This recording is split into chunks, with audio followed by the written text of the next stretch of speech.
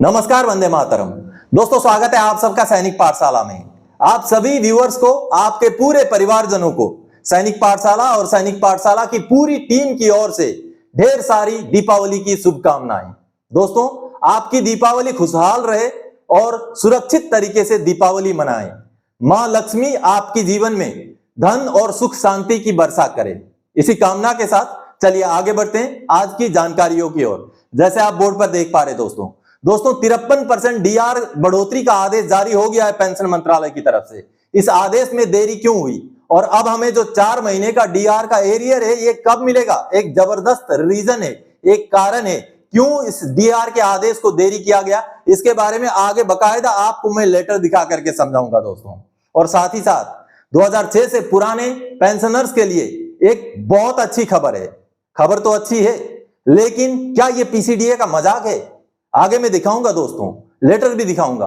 PCDA कहता है कि 2006 से पुराने पेंशनर्स को नायब सुधार का पेंशन लागू है। जी हां, बकायदा पीसीडीए का लेटर अभी जारी हुआ लेटर है। अक्टूबर के महीने में लेटर देखेंगे और समझेंगे कि आखिर माजरा क्या है दोस्तों। और लाइफ सर्टिफिकेट का जमाना चल रहा है, अभी शुरू हो गया महीना, तो ऐसे में आपको रहना है बिल्कुल सावधान। इसके बारे में भी जानकारी हासिल करेंगे। तो चलिए आगे बढ़ते हैं। जैसे आप बोर्ड पर देख पा रहे दोस्तों, आगे बढ़ने से पहले मेरा हमेशा की तरह आप सबसे आग्रह है, अगर सैनिक पाठशाला चैनल का वीडियो आप पहली बार देख रहे हैं या अभी तक चैनल को सब्सक्राइब नहीं किया है तो चैनल के साथ जुड़े रहने के लिए, इसका हिस्सा बने रहने के लिए और आपसे जुड़ी हुई भरोसेमंद ऑथेंटिक जानकारियों को पाते रहने के लिए चैनल को सब्सक्राइब जरूर करें। चलिए आगे बढ़ते हैं दोस्तों। सबसे पहली जानकारी जैसे आप देख पा रहे हैं 53% डीआर का आदेश 30 अक्टूबर को आया।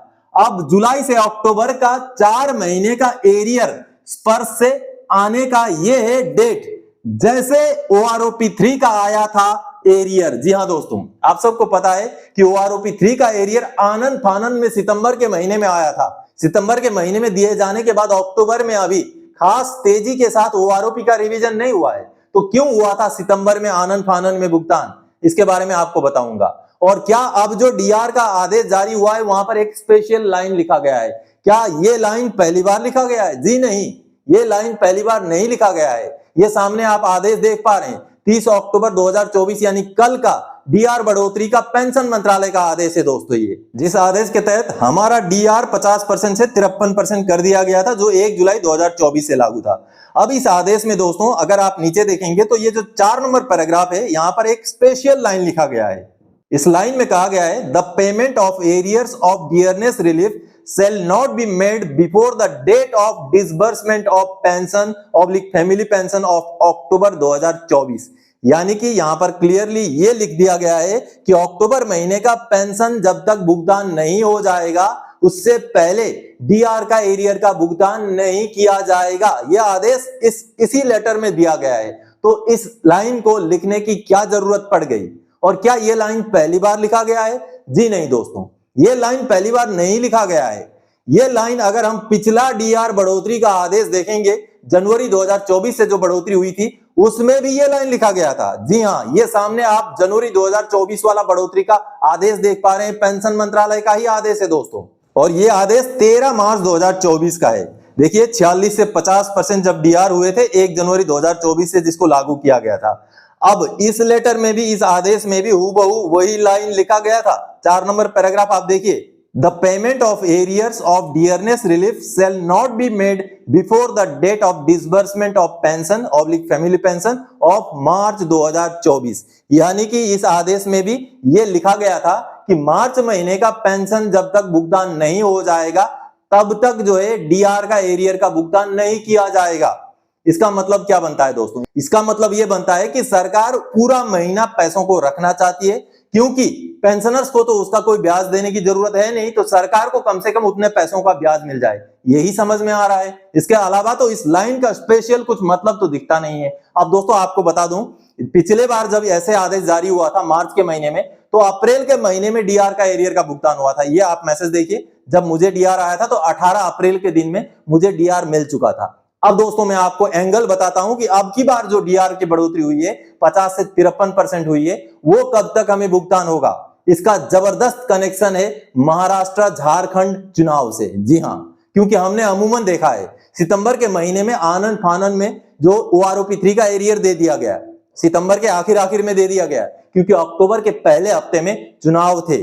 और दोस्तों अब की बार नवंबर 20 तारीख को चुनाव है, तो जिस वजह से खूब संभव यही दिख रहा है कि नवंबर 20 तारीख को चुनाव होने की वजह से चुनाव से ठीक कुछ दिन पहले डीआर का एरियर का भुगतान हो जाएगा। जुलाई से लेकर अक्टूबर का जो भी हमारा एरियर बनता है उस एरियर का भुगतान जो है दोस्तों लगता है कि नवंबर 15 तारीख के इर्द गिर्द में किया जाएगा। अक्टूबर के महीने के पेंशन से पहले जो है एरियर का भुगतान नहीं हो सकता। अगर भुगतान कर सकता है पीसीडीए स्पर्श कर सकता है तो उसको करने दिया जाए। क्यों आदेश में यह लाइन जोड़ा गया? कुछ भी हो, बहरहाल हमें अब जो जुलाई से लेकर अक्टूबर का एरियर है वो नवंबर के दूसरे या तीसरे हफ्ते में ही मिलने के चांसेस पूरे दिखाई दे रहे हैं। चलिए आगे बढ़ते हैं अब अगली जानकारी की ओर। दोस्तों पीसीडीए का मजाक या 2006 से पुराने पेंशनर्स को सौगात, प्री 2006 को मिलेगा नायब सुधार के बराबर का पेंशन। जी हां दोस्तों, पेंशनर को यह जवाब आया है और पीसीडीए से आया है, अक्टूबर के महीने में आया है। चलिए मैं लेटर दिखा के समझाता हूं कि क्या पेंशनर को जवाब आया है, किस तरीके से पीसीडीए ने बोला है कि आपको नायब सुधार का पेंशन लागू नहीं है बल्कि 2006 से पुराने पेंशनर्स को नायब सुधार का पेंशन लागू है। चलिए लेटर देखते हैं।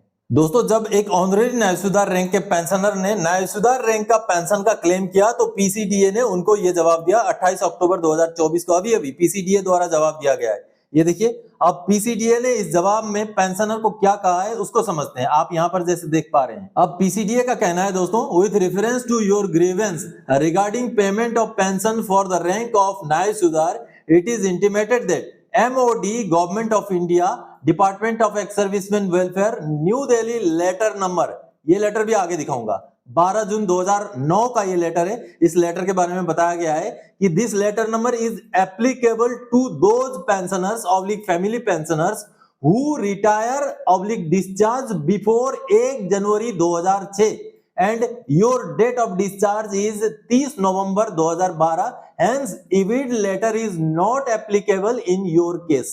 क्लियर बोला गया है कि जो ये लेटर है 12 जून 2009 का, ये जो लेटर है भारत सरकार का, रक्षा मंत्रालय का, department of ex serviceman welfare का, ये लेटर 1 जनवरी 2006 से जो पुराने रिटायरी हैं उनके लिए लागू है। आप 30 नवंबर 2012 के रिटायरी हैं, यानी कि आप 2006 के बाद के रिटायरी हैं। इस लेटर के तहत 12 जून 2019 के लेटर के तहत आपके पेंशन में बढ़ोतरी लागू नहीं है, यह कहा गया है पेंशनर को पीसीडीए द्वारा अभी 2024 में अक्टूबर के महीने में। दोस्तों अब आपको दिखाता हूं 12 जून 2009 का यह लेटर क्या है, यह लेटर क्या बोलता है और किस तरीके से पीसीडीए द्वारा पेंशनर्स को जवाब दिया जाता है। चलिए उस लेटर को पहले देखते हैं।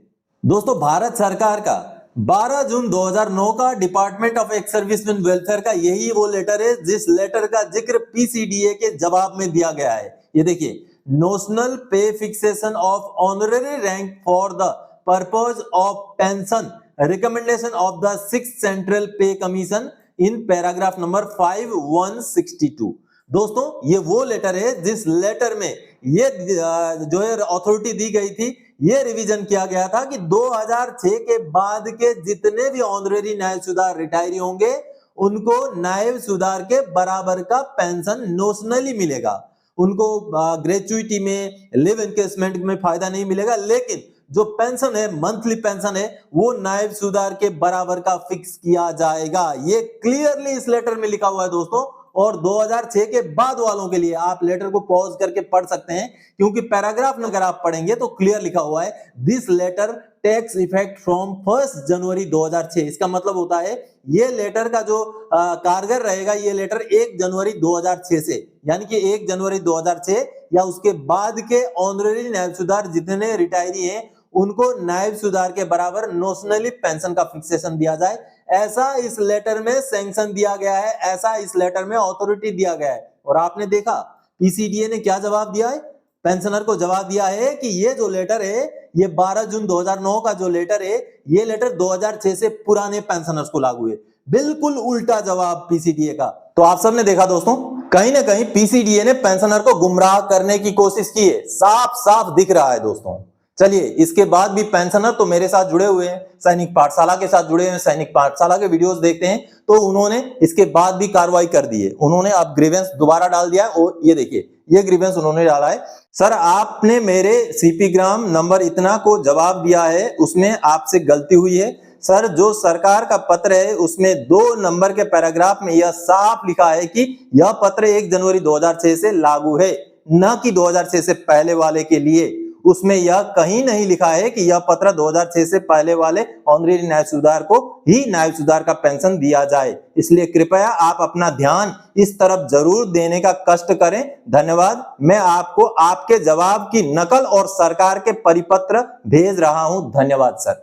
जी हाँ दोस्तों, पेंशनर अगर जागरूक रहें तो इस तरीके का ठोक के जवाब भी पीसीडीए को दे सकते हैं। आप देखेंगे आने वाले समय में इन पेंशनर को तो न्याय सुधार के बराबर का पेंशन देना पड़ेगा, क्योंकि ये 2006 के बाद के ऑनरेरी न्याय सुधार हैं।